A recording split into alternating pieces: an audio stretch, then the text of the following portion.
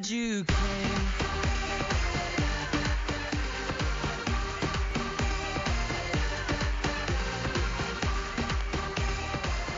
A look now at the West Nile outbreak spreading across this nation. Cases have been reported in all but 3 states on what is on pace to be the worst summer ever for the West Nile virus in the U.S. In fact, health officials say that there have been 1,118 reported cases of the disease.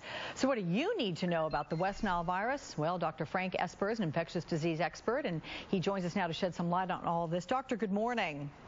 Good morning, Alex. Well, let's start with the basics, sir. What is West Nile virus, and is there a specific reason why it's so bad this year?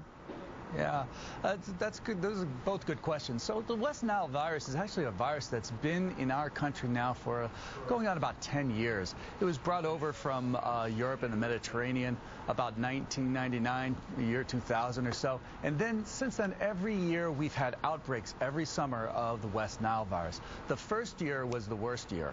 And since then, it's kind of smoldered along every summer with anywhere between 2,000 to 4,000 cases. But this year seems to be a very, very aggressive year for the virus. We're seeing a lot more cases much earlier.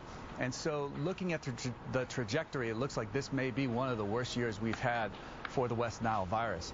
The virus is transmitted by mosquitoes. It's kept in birds, and then the mosquitoes bite the birds, the mosquitoes get infected, and then as the mosquitoes fly around, they may bite a human, and then the human may become infected. All right, now, however, Doctor, most of the disease has not been very, very bad. Most people do not get very sick.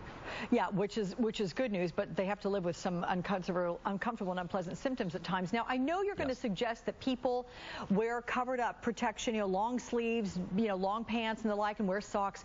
But in the summer, it's darn hot out there for so many. So can you just use the bug repellent sprays? Will that protect you well enough? Well, certainly bug sprays will protect you better than having no bug spray at all. It's certainly very difficult when especially down in the south, when it can be 90 degrees and 95 degrees during the heat of the day. But you have to also understand that the mosquitoes don't like the heat of the day either. The worst time for the mosquitoes are early in the morning and then at dusk at night. And so if you wear longer clothes when you're out fishing, for example, or if you happen to be out early in the morning, wear the longer sleeve shirt, wear the pants, and then once it starts getting warmer and warmer and warmer during the heat of the day, it's not as important to wear the long sleeves. You can then base it on the bug spray, Yeah, okay. What about symptoms and noticing something and the time that you need to call a doctor about it? Because a lot of these symptoms can be confused with other potential health risks. Right. Well, I'll tell you that it's very important for everyone to understand that the vast majority of people who get infected with West Nile virus will never have any disease whatsoever. There will be fevers, there will be no headaches, no body aches. Well, that's usually what people, a very small percentage of people will have that kind of problem. And even that, I mean, most people say, oh, it's the summer flu.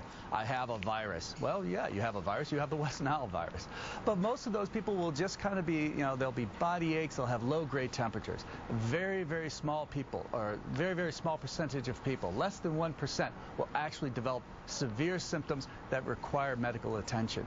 Those are people who have very, very high fevers, people who have extremely bad headaches, people who have problems thinking or problems moving or uncoordinated, or sometimes they even can seize.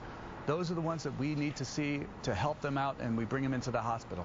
Okay, Dr. Frank Esper, thank you very much for sharing information. I appreciate it. It's very good to be with you this morning. Thank you, Alex. That Navy SEAL who's authored a new book on the Osama bin Laden